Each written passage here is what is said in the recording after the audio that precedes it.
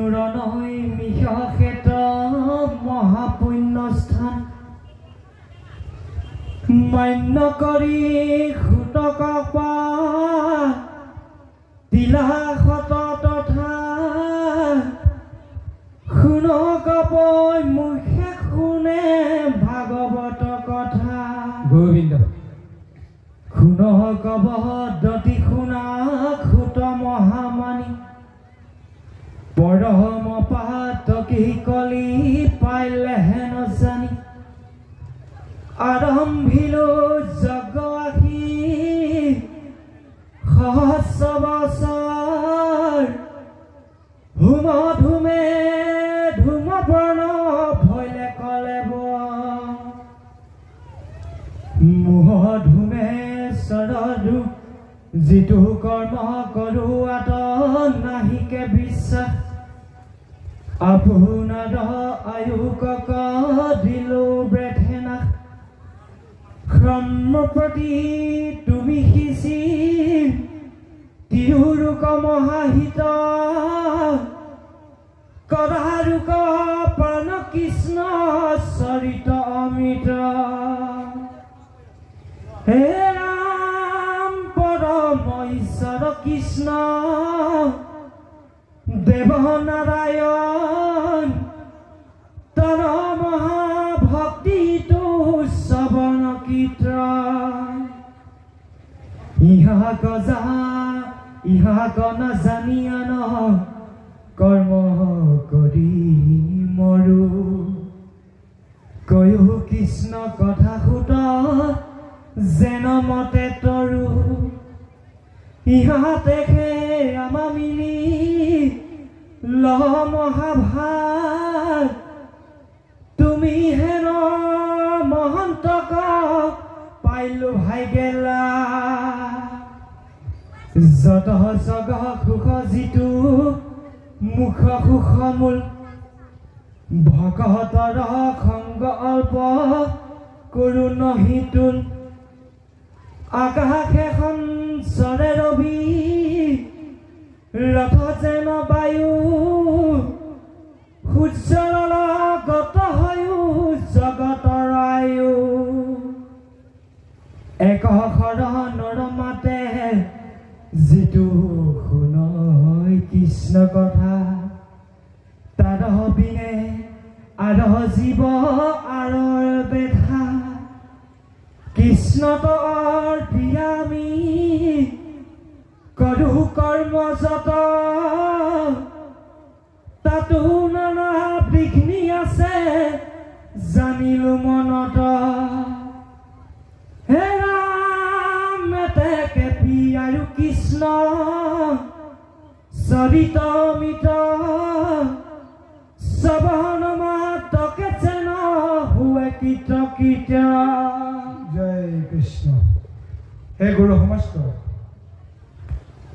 এই মহাভাগৱত ক'ৰ পৰা কেনেকৈ আহিল তাৰ বিষয়ে এটা সুন্দৰ বৰ্ণনা আমি সদায় পাই আছোঁ বৈকুণ্ঠৰ কল্পতৰু বুলি আমি যিখন মহাভাগৱত কওঁ এই মহাভাগৱত প্ৰকৃতপক্ষে ক'বলৈ গ'লে এয়া এখন আখৰে সমৃদ্ধ হোৱা এখন শাস্ত্ৰ নহয় এখন গ্ৰন্থ নহয় এখন পুথি নহয় ইয়াতে সুন্দৰভাৱে মূৰ্তি বৰ্ণনা দিছে স্বয়ং প্ৰভু ভগৱন্তে নিজৰ বাংময় এটা ৰূপ লৈ এই মহাভাগৱতত তেওঁ উপবিষ্ট হৈ আছে প্ৰথম দ্বিতীয় স্কন্ধে চৰণ দুটাই ভগৱন্তৰ চৰণৰ ৰূপটো হৈছে প্ৰথম আৰু দ্বিতীয় স্কন্ধ তৃতীয় চতুৰ্থে ভৈলা উদয় তৃতীয় আৰু চতুৰ্থ স্কন্ধে প্ৰভু ভগৱন্তৰ দুখন উৰুৰ শক্তিশালী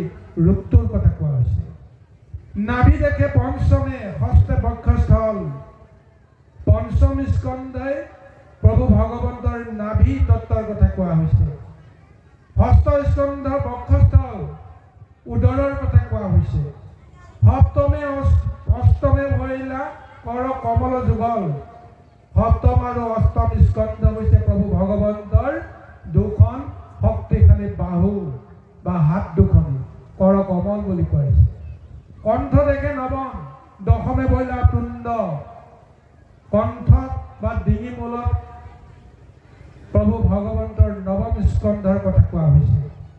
দশম হৈছে তুণ্ড বা মুখমণ্ডলৰ যিটো ৰূপ, এই ৰূপটোকে কোৱা হৈছে তুণ্ড।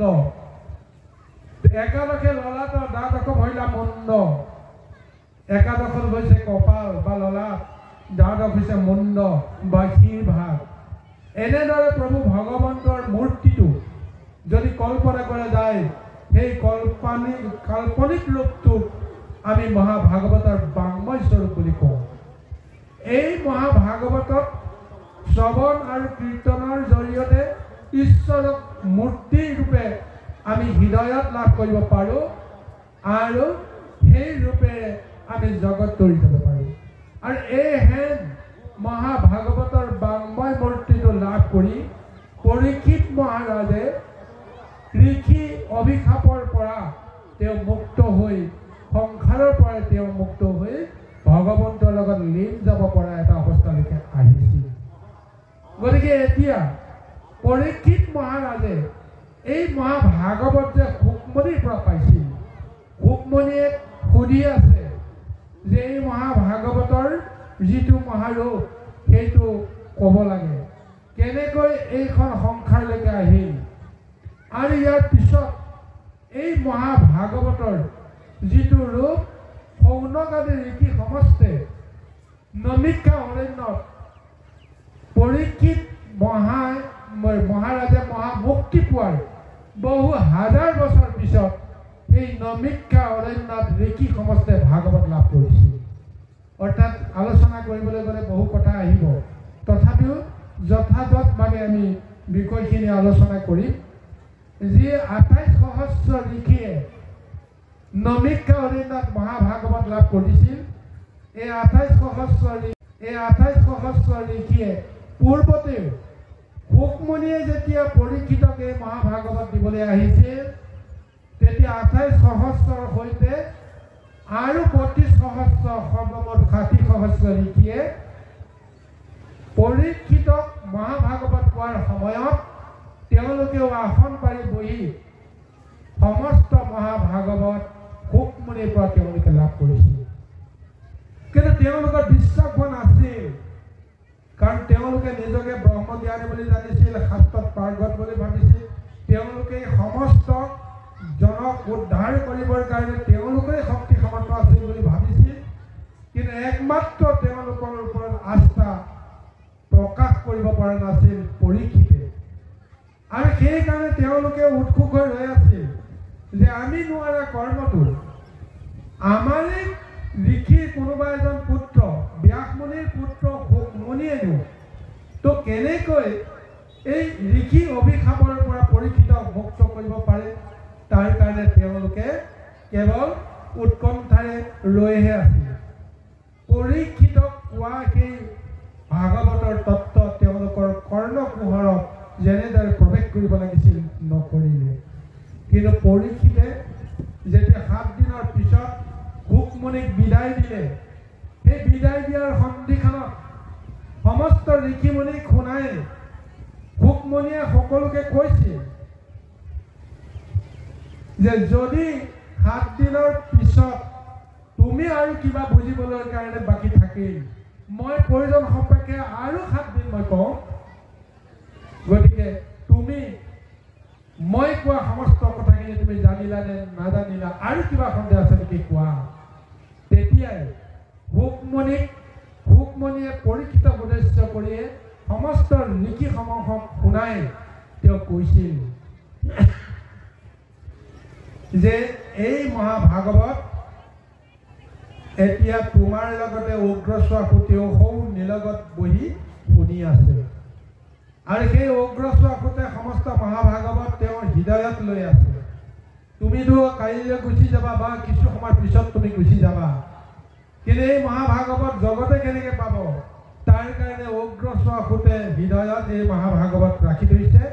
আৰু যদি কেতিয়াবা ঋষিমুনি সমস্তে জানিব বিচাৰে বা কোনোবাই জানিব বিচাৰে, তেওঁৰ পৰাই এই মহাভাগৱত জানিব পাৰিব। এই বুলি যেতিয়া সুকমণিয়ে সকলোকে শুনাই ক'লে, তাৰপিছত সকলোৱে উগ্ৰচোৱা সুতৰ ফালে চালে, কিন্তু উগ্ৰচোৱা সুতক তেওঁলোকে দেখা নাপালে। ভাগৱত শুনাও পৰ্যায়টো শেষ হৈ গ'ল। শুকমুনিয়ে যেতিয়া তেওঁক কৈ দিলে যে তুমি উগ্ৰচোৱা সুতে নমিকা অৰণ্য লিখি সমস্ত মহাভাগৱত এদিন হ'লেও ক'ব। সেই কথাখিনি সাৰোগত কৰিয়ে তেওঁ ঠাইতে অন্তৰ্ধান হৈ উগ্ৰচোৱা সুত তাৰ পৰা গুচি গ'ল। সিদিনাখনৰ পৰা এই ঋষি মুনিসকলে উগ্ৰচোৱা সুতক লগ পোৱা নাছিল। তেওঁলোকৰ ঋষি মুনিয়ে সেই নমিকা অৰণ্যত বহু যুগ তেওঁলোকে তপ কৰিল, জপ কৰি কলি যুগৰ লোকসকলক উদ্ধাৰৰ কাৰণে কিবা উপায় দিম বুলি, কিন্তু তেওঁলোকে নোৱাৰিলে। অৱশেষত উগ্ৰচোৱা সুতে বদৰিকাশ্ৰমলৈ যোৱাৰ মানসেৰে নমিকা অৰণ্যত প্ৰৱেশ কৰিছিল। সেই 60 সহস্ৰ ঋষিসমূহৰ পৰা এটা আশীৰ্বাদ লোৱাৰ মানসেৰে। আৰু সেই উগ্ৰচোৱা সুতক দেখাৰ লগে লগেই সেই ঋষি সমষ্টিয়ে তেতিয়াহে শুকমুনিয়ে কোৱা সেই কথাবিলাক মনত পৰিল আৰু তেওঁক সাদৰে আনি আসনে বসনে পূজাই তুষ্ট কৰাই তেওঁৰ পৰা মহাভাগৱত শুনিবৰ কাৰণে প্ৰযত্ন কৰিছিল।